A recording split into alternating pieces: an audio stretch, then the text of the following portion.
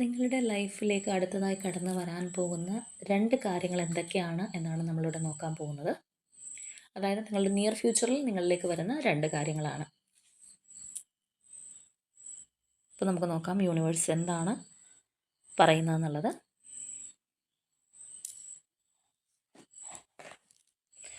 Okay, first card spiritual union ആണ്.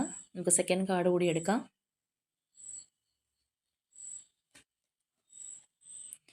Second card truth ആണ്.